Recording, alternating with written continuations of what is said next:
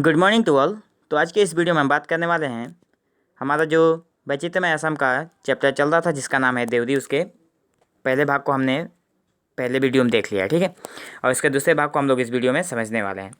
अब यहाँ पे देवदी समाज के कुछ विशिष्ट व्यक्तियों के बारे में हमने कहा था पिछले वीडियो में। उनमें से पहले व्यक्ति हैं जननेता भीमबर देवदी, ठीक है। उनके बारे में थोड़ा देख लेते हैं।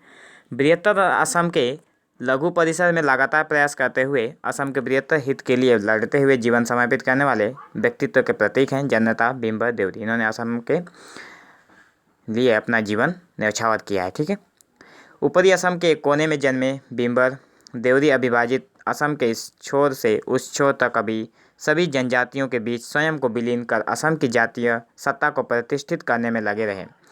जनजातियों में से एक बनकर सभी जनजातियों की राजनीतिक और सामाजिक प्रतिष्ठा के लिए कार्य करते रहे। करते करते भीमबर देवदी एक जननेता बन गए। ये भीमबर देवदी जो है एक जननेता के रूप में प्रतिष्ठित हुए हैं, ठीक है। भीमबर देवदी के बृहत्तर असम के हित में कार्य करने को देखते हुए असम के प्रथम प्रधानमंत्री लोकप्रिय गोपीनाथ बरदलै ने उन्हें जननेता की संज्ञा से विभूषित किया था। ये जनजातियों के लिए काम करते थे, ठीक है। इसलिए असम के जो प्रथम प्रधानमंत्री बने थे, असम के प्रथम प्रधानमंत्री लिखा हुआ है यहाँ पे, ठीक है। तो मुख्यमंत्री होगा, प्रथम मुख्यमंत्री जो बने थे लोकप्रिय गोपीनाथ बरदलै ने उन्होंने जननेता की संज्ञा से विभूषित किया था इन्हें, ठीक है। इसलिए इनका नाम जननेता भीमबर देवदी पड़ा। पहले इनका नाम था भीमबर देवदी। 16 मई 1903 को असमिया के ज्येष्ठ महीने की 3 तारीख को भीमबर देवदी का जन्म हुआ था। पिता का नाम गदराम देवदी तथा माता का नाम बाजती देवदी था, ठीक है। इनका जन्म के बारे में हम लोगों को मिलता है, ठीक है। शिवसागर जिले के पानीदिघी अंचल के बरगांव देवदी गांव में उनका जन्म हुआ था। और इनका जन्म हुआ था शिवसागर जिले में, जो कि गांव का नाम था बरगांव। पानीदिघी अंचल जो था उसका बरगांव देवदी गांव में जो था उसी में उनका जन्म हुआ था। वर्तमान मुक्त गांव ब्रह्मपुत्र में समा चुका है। ये जो गांव है वर्तमान में ब्रह्मपुत्र में समा चुका है। इसके पश्चात बाम रजाबाड़ी गांव में स्थायी रूप से बसे।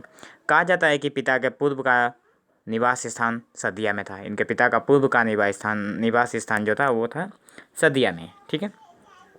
सन 1905 में 57 नंबर बरगांव प्राथमिक विद्यालय से शैक्षणिक जीवन का आरंभ हुआ। इनकी जो प्रारंभिक शिक्षा थी वो 1908 में शुरुआत हुई 57 नंबर बरगांव प्राथमिक विद्यालय से।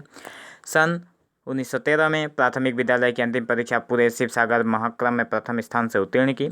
सन 1918 में शिवसागर सरकारी एमबी स्कूल से एमबी उत्तीर्ण कर 4 रुपये मासिक छात्रवृत्ति अर्जित की। इनको छात्रवृत्ति भी मिला था, जिसे हम लोग आज स्कॉलरशिप बोलते हैं, वही मिला था इनको, छात्रवृत्ति अर्जित की।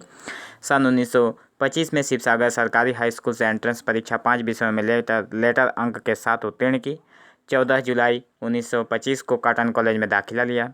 कॉटन कॉलेज से सन 1927 में प्रथम श्रेणी में IA परीक्षा उत्तीर्ण की और अर्थशास्त्र में ऑनर्स लेकर BA की पढ़ाई की, ठीक है। सन 1929 में द्वितीय श्रेणी में BA उत्तीर्ण की और सन 1931 में कोलकाता में से कानून की परीक्षा उत्तीर्ण कर BL की डिग्री ली। साथ ही साथ प्रेसिडेंसी कॉलेज में स्नातकोत्तर की पढ़ाई भी करते रहे। अर्थाभाव के कारण परीक्षा नहीं दे पाए और नौकरी की खोज में असम लौट आए, ठीक है। सन 1932 में असम सिविल सर्विस परीक्षा उत्तीर्ण की इन्होंने, किंतु उन्होंने स्वतंत्र रूप से वकालत करने का निर्णय किया। वकालत ने भीमबर देवदी के सार्वजनिक जीवन को उन्मुक्त कर दिया। सन 1932 में डिब्रूगढ़ की अदालत में वकालत आरंभ की और सन 1933 में भीमबर देवदी सोनोवाल, कछाड़ी, मटक, मिसिंग, बोडो, तिवा, राभा आदि पिछड़े जन समुदायों को एकजुट करने के उद्देश्य से 17/4/1933 को नगांव के रोहा में असम के मैदानी पिछड़े में जन समुदायों का प्रथम अधिवेशन आयोजित कर Assam backward plains tribal league, संक्षेप में ट्राइबल लीग का गठन किया गया। तो यहाँ पे ट्राइबल लीग का गठन कब किया गया, ऐसा क्वेश्चन आप लोगों से पूछा जा सकता है, किसके द्वारा किया गया है, ठीक है। इस अधिवेशन में भीमबर देवदी ने एक ओजस्वी भाषण दिया था। इस जो अधिवेशन था उसमें इन्होंने एक भाषण दिया था। भीमबर देवदी का तर्कसंगत भाषण का मर्म समझकर इसी सभा में सर्वसम्मति से भीमबर देवदी महासचिव निर्वाचित हुए। सन 1935 में भीमबर देवदी के नेतृत्व में ट्राइबल लीग की मांग के आधार पर असम विधानसभा की कुल 108 सीटों में से 4 सीटों पिछड़े मैदानी जनजाति समुदाय के लिए आरक्षित की गई। ठीक है। और सन 1338 में राज्यपाल ने भीमबर देवरी को डिब्रूगढ़ के स्थानीय मंडल का एक मनोनीत सदस्य नियुक्त किया और सन 1939 में असम के राज्यपाल ने भीमबर देवरी को उच्च परिषद अर्थात असम विधान परिषद का सदस्य मनोनीत किया था। तो ये जो भीमबर देवरी थे ये असम विधान परिषद के सदस्य भी मनोनीत हुए थे 1939 में। ठीक है। अब भीमबर देवरी का विवाह कब हुआ, ठीक है, ये भी देख लेते हैं। 18 फरवरी 1940 को मंत्री रूपनाथ ब्रह्मा की पुत्री कमलावती ब्रह्म के साथ भीमबर देवरी का ब्रह्म धर्म के अनुसार कोकराझाड़ के बाशंबरी गांव में विवाह संपन्न हुआ। सन 1945 के नवंबर महीने में शिलोंग जो शिलंग हम लोग आज बोलते हैं, ठीक है, शिलोंग में इन समुदायों के प्रतिनिधित्व के अधिवेशन में Assam tribes and races federation का जन्म हुआ था। इसके मुख्य कर्तादाता भीमबर देवरी थे। सन 1946 में उच्च परिषद सदस्य का कार्यालय खत्म होने पर राज्यपाल ने उन्हें दोबारा सदस्य MLC मनोनीत किया। ठीक है। और सन 1946 में सरदार वल्लभ भाई पटेल के परामर्श पर भीमबर देवरी को वन एवं श्रम विभाग के मंत्री के रूप में गोपीनाथ बरदलई के कांग्रेस मंत्रिमंडल में शामिल किया गया। ठीक है। देखो यहाँ पे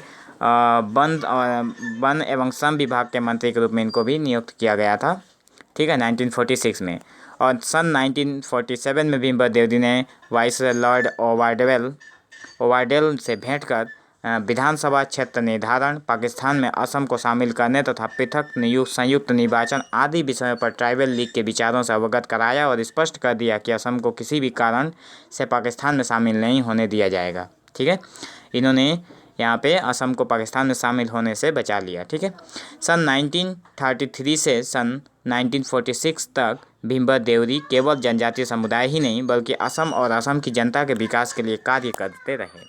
1933 से और 1946 तक केवल भीमबर देवरी ने असम के जनजातीय समुदाय ही नहीं बल्कि असम की जनता के लिए असम की जनता के विकास के लिए कार्य करते रहे हैं। ठीक है। देश में विदेशी घुसपैठ को रोकने, प्राकृतिक संपदाओं की रक्षा, पिछड़ी जाति जन समुदायों के लिए आरक्षण की व्यवस्था, केंद्र से राज्यों को अधिक जानकारी का विकेंद्रीकरण, स्वायत्त शासन, विधान परिषद का गठन, सभी जनजातियों में आर्थिक समानता आदि नीतियों के विलक्षण प्रदर्शन के माध्यम से राजनीतिक सामाजिक जीवन में सक्रिय रहे। तो इनको ये जो थे हमारे भीमबर देवरी इन सब विभागों में आर्थिक समानता और नीतियों विलक्षण का प्रदर्शन के माध्यम से राजनीतिक और सामाजिक जीवन में ये सक्रिय भूमिका पालन करते रहे हैं। ठीक है। 44 वर्ष की उम्र में 30 नवंबर 1947 को उन्होंने अंतिम सांस ली। 44 वर्ष की उम्र में इन्होंने अंतिम सांस ली। कितने तारीख को? 30 नवंबर को 1947 को। और मृत्यु के समय हुए अपने पीछे पत्नी कमलावती देवरी, पुत्र क्रमशः पीताम्बर देवरी और पृथ्वीवर देवरी, इंद्रवर देवरी और पुत्री भारती देवरी को छोड़ गए। और इनके जो बच्चे थे उनको यहीं पे छोड़ के वो उन्होंने स्वर्ग सिधार लिए। ठीक है। तो आज की वीडियो में बस इतना ही। अब हम लोग इसके नेक्स्ट वीडियो में देखेंगे राधाकांत देवरी जी के बारे में। ठीक है। इनका जीवन परिचय के बारे में, इनके सविशेष देखेंगे। ठीक है। तो thank you for watching this video. Have an awesome day.